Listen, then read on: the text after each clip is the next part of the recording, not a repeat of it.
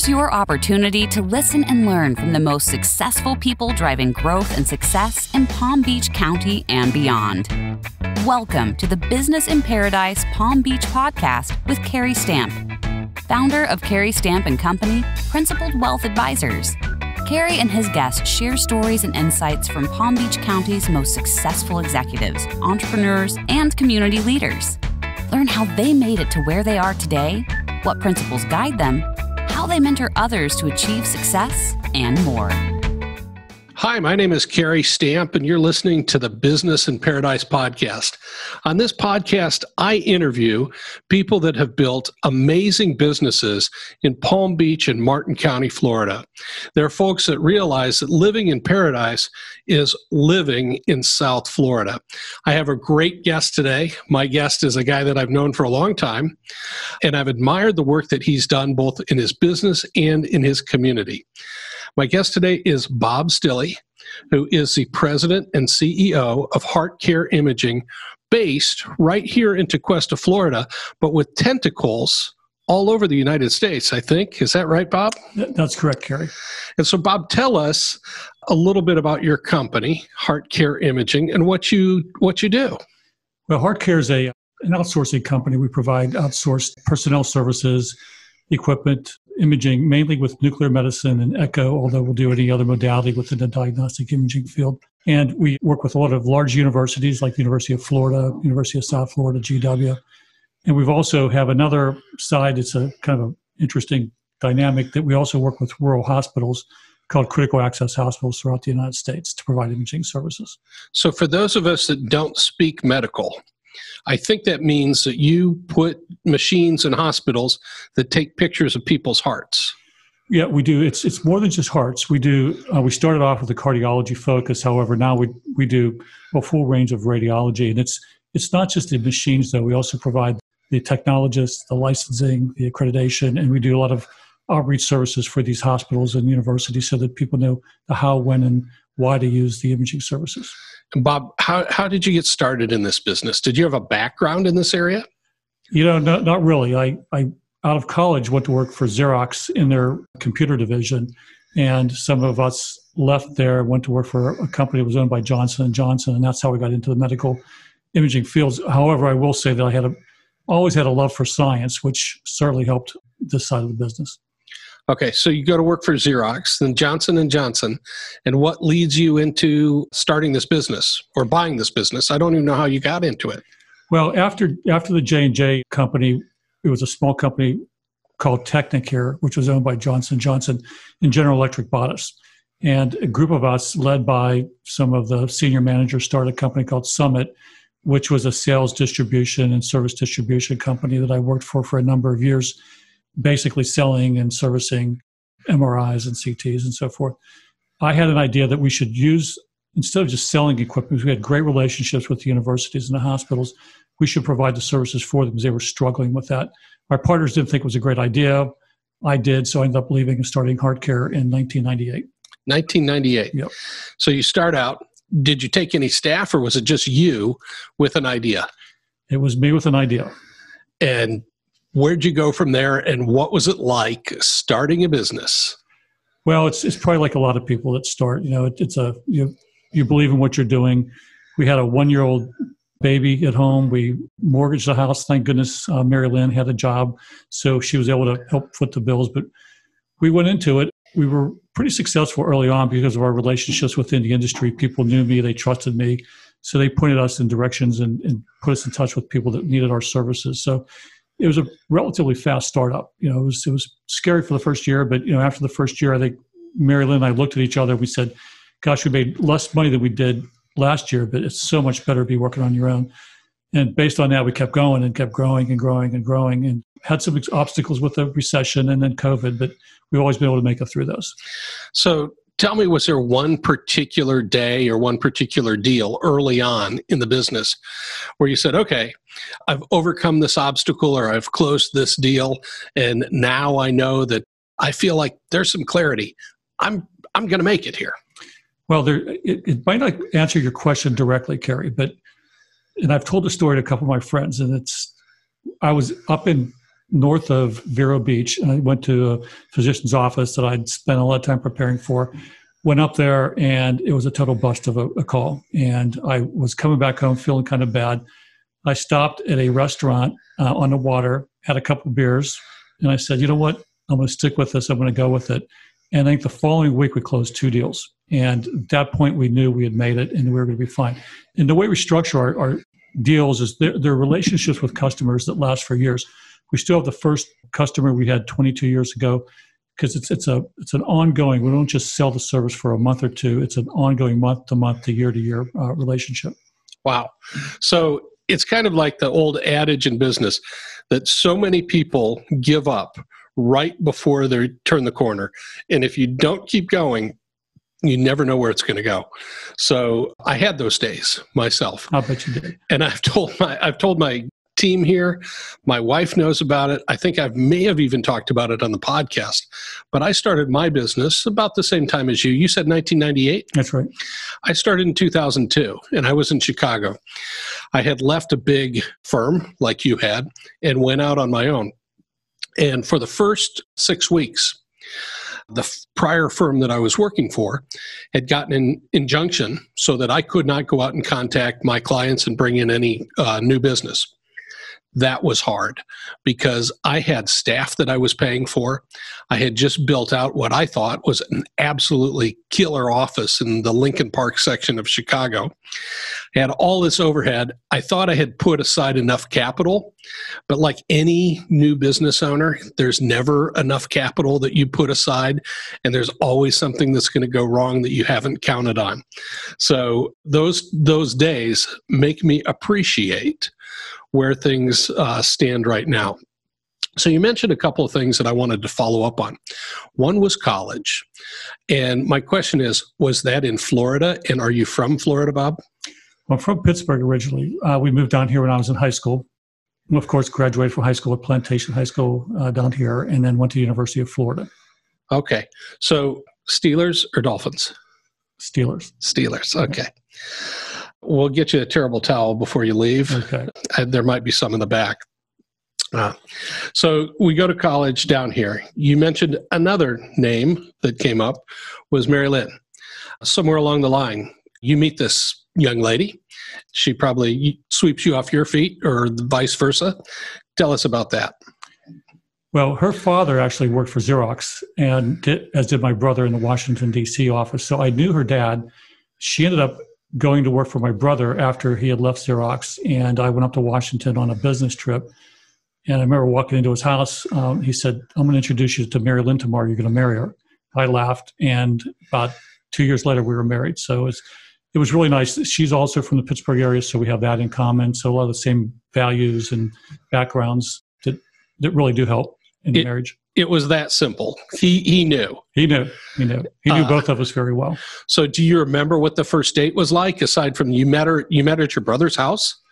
No, he set up a date, and I don't know what your audience is on this podcast, but we went to a gun range, actually, and we went shooting the first time, and that was our first date. My audience just wants to hear your story, okay. All right? Everybody's got a unique story, okay, and that's a pretty good one.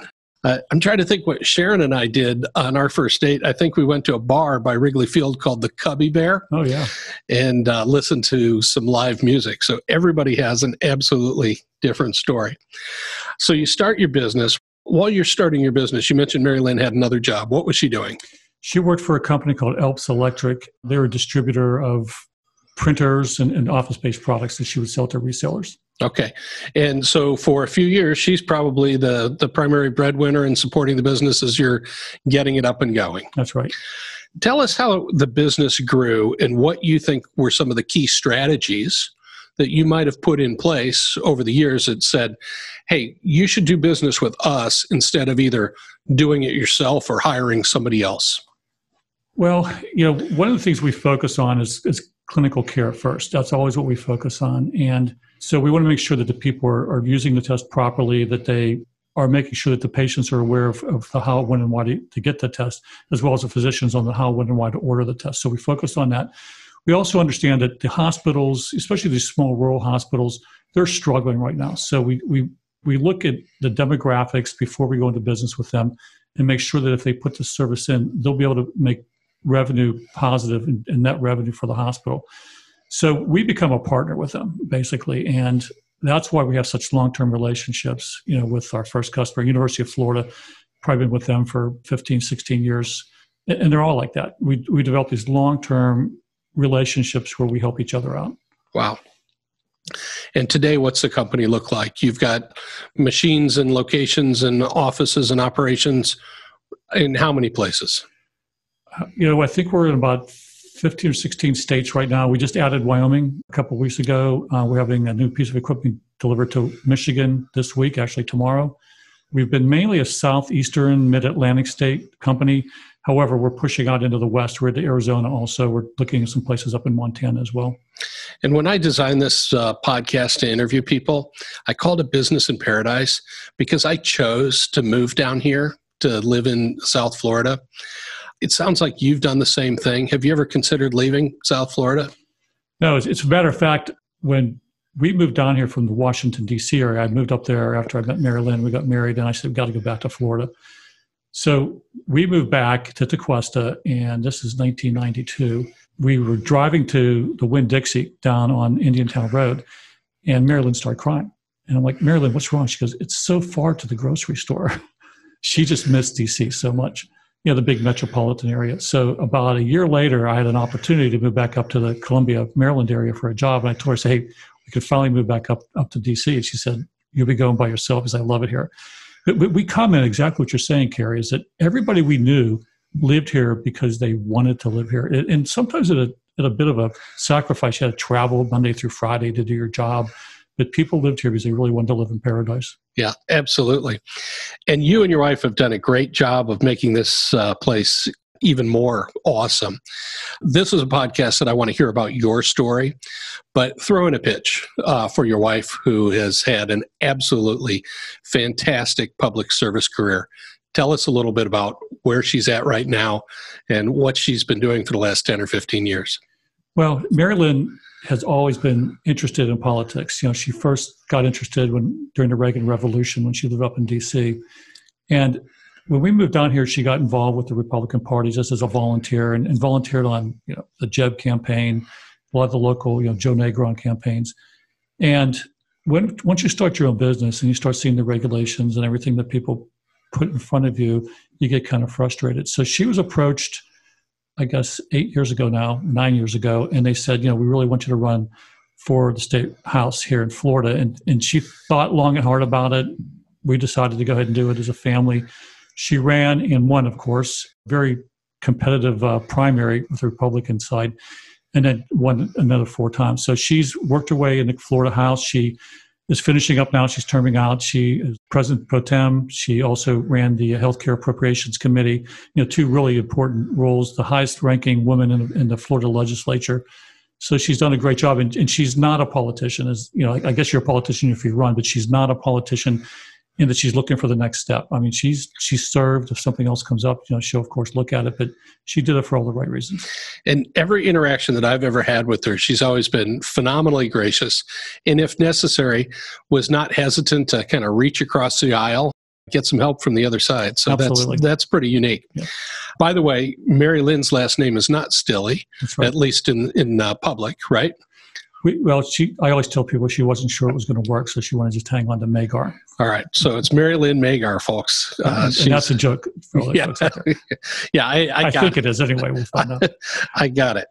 So, Bob, you and I probably got to know each other maybe socially first because you have some common friends that are right. Our neighbors, but more so working and volunteering with Jupiter Medical Center. And I know that's been a very important part of the community service that you've done in the last few years. So tell the folks first what is unique about Jupiter Medical Center and how you got involved in what that's looked like. Well, there's a lot unique about Jupiter. It's first of all, it's a not-for-profit hospital, and we're the only one in the area. Everything else is corporate or very large not-for-profits, like the Cleveland Clinic or Baptist out of Miami. So we're truly a community gem that is here in the Jupiter area. And that makes a big difference, I think, as far as understanding what the community needs. In addition, we are also the highest quality hospital in the area also. We're a 4-star Medicare. Nobody else is even close to that. We are a top hospital, is ranked by Leapfrog, which is a quality rating. So it's a top 100 hospital in the U.S. We've just opened our program during COVID. We've done 50 plus successful cases already. We have a great cancer program. And I'm in the business, as you know, we've talked about, and I deal with a lot of great universities. What we offer at Jupiter Medical Center is as good, if not better, than you're going to get anywhere else in the United States. So there's no need to leave Jupiter. And that's why I got involved. I want to make sure you have a great regional medical center to go to here. Yeah, when I first moved down here 16 or 15 years ago, the old joke was, where's the best place to get healthcare in Palm Beach County? And the answer was, you have to go to the airport. That's right. So you go somewhere else. But Jupiter Medical has made such amazing strides. There's a new cancer center that I drove past the other day. There's the Margaret Needland Women's Imaging Center and Breast Care Center, where I had a scan the other day and turned out absolutely fine. But I went in, they took care of me. I was out in just a few minutes, and everything was followed up spectacularly. So what roles have you held as far as helping the hospital? Well, I've been on all the committees. I've also been the vice chair and chair of the hospital. And I'm serving now as the vice chair of the board. One other thing to mention regarding the equipment, it's outstanding. We have the best there, but we also have incredible physicians and nurses and technologists there also. They're as good as you're going to get. Yeah, absolutely. I know quite a few of them. I would tell you I would feel completely comfortable if something happened to me and I had to go into Jupiter Medical Center here. Bob, one other thing is that, periodically you and I see each other. We're out on the water. You live down the river from where I am. Your office, I think, is down the street from where mine is. So we have this kind of small little world that revolves around Tequesta and North Jupiter. But one of the things that I've always wondered about, because you have this absolutely beautiful boat, is that you named the boat. Tell us what you named the boat and where you came up with that name.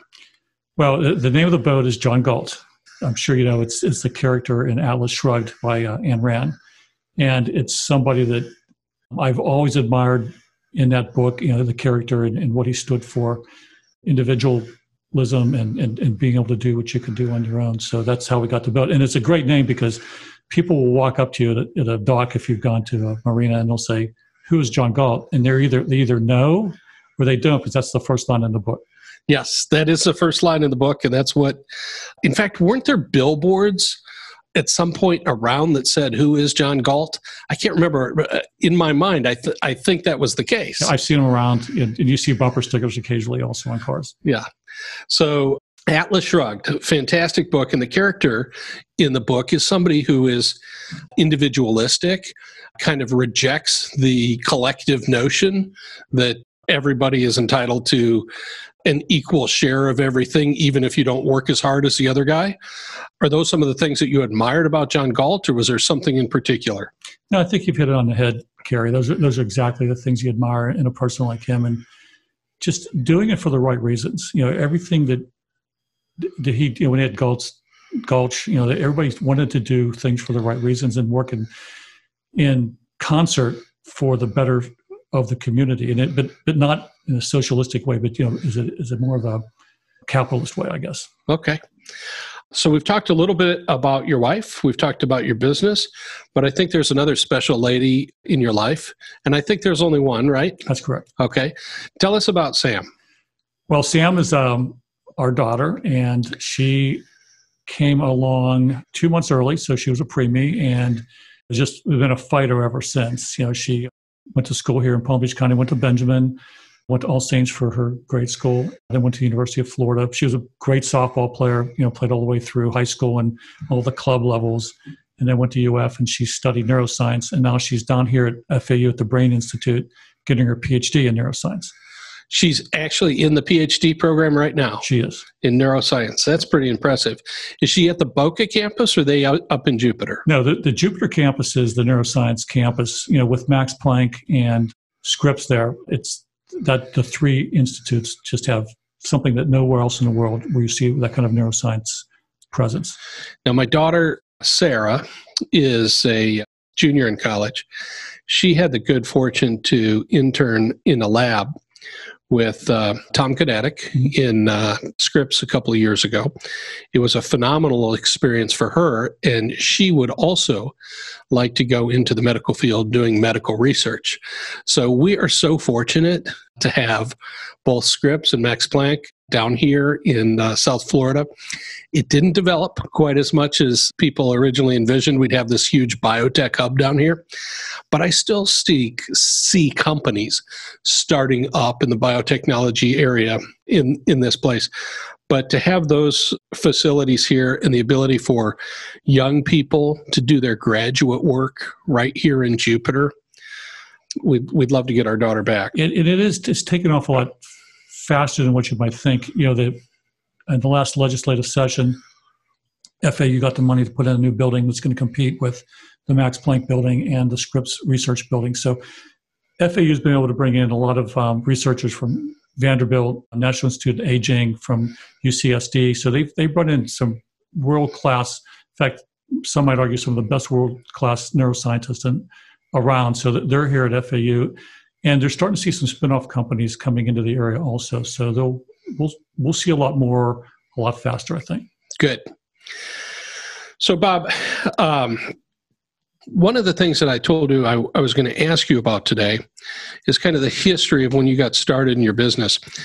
I have been for a number of years a member of a group called Vistage, which is a business owner group where we get together once a month. It's 15 of us. We sit, we talk about what's going on in our business because we all have common challenges. Usually they're around people or around processes or around big decisions that we're trying to make.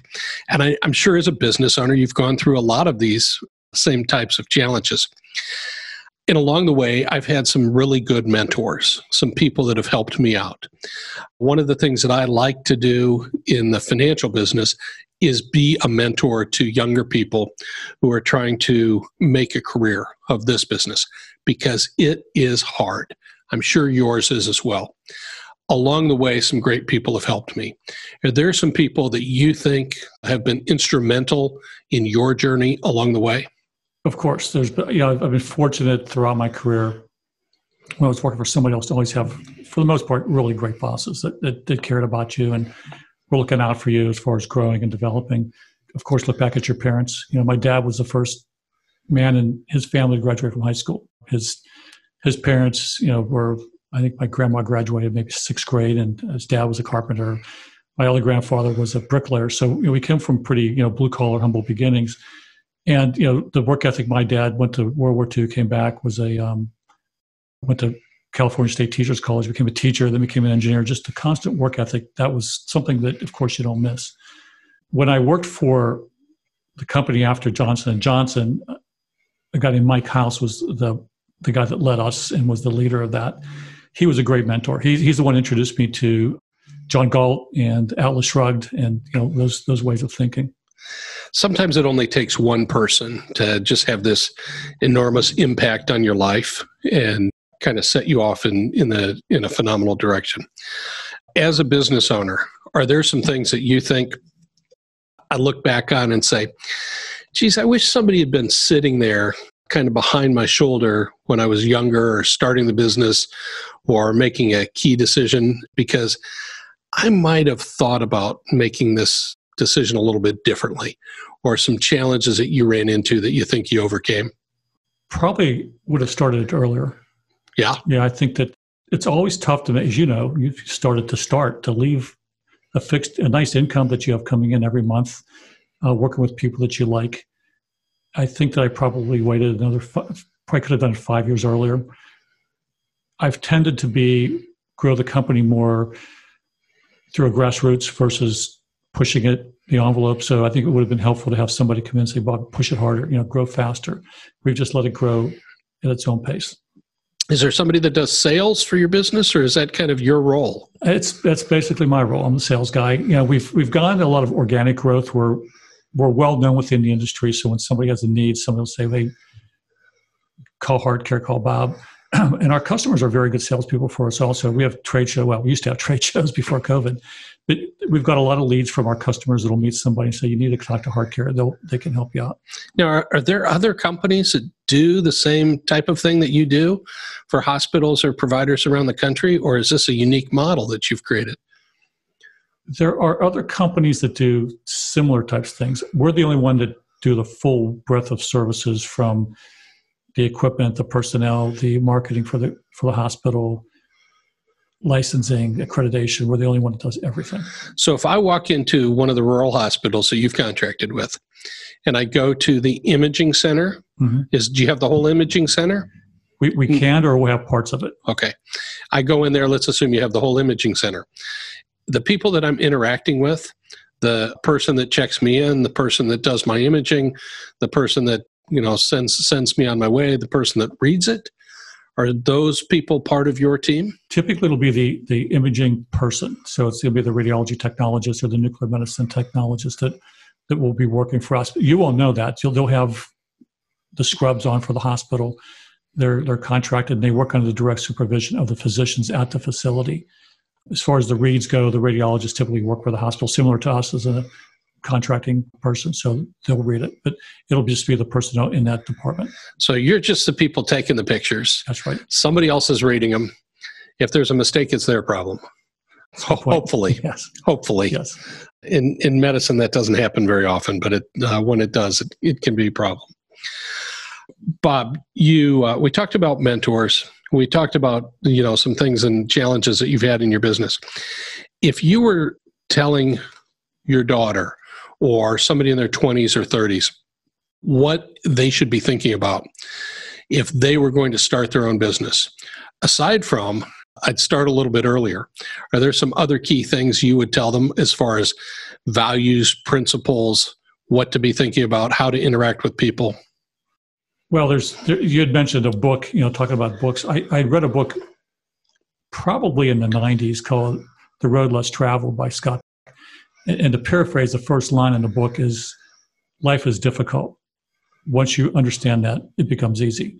And I would just tell them that if you have something you want to do, it's going to be difficult, and just expect it to be, and you'll be able to get through it. It'll be easier from that standpoint. You have to have a market for your business. I've of course have people coming to me with all kinds of ideas, and you start looking at it and say, can you really make money at this?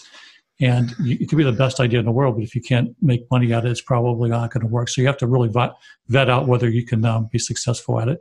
And then, is it something that you're really going to enjoy doing? Because if not, you're going to spend many more hours at it than you think. We had one guy that worked for us that wanted to be a partner in a company. And I said, why do you want to own your company? He says, so I can work less hours. I was like, well, you got the wrong idea, because when you own your own company, you never stop working.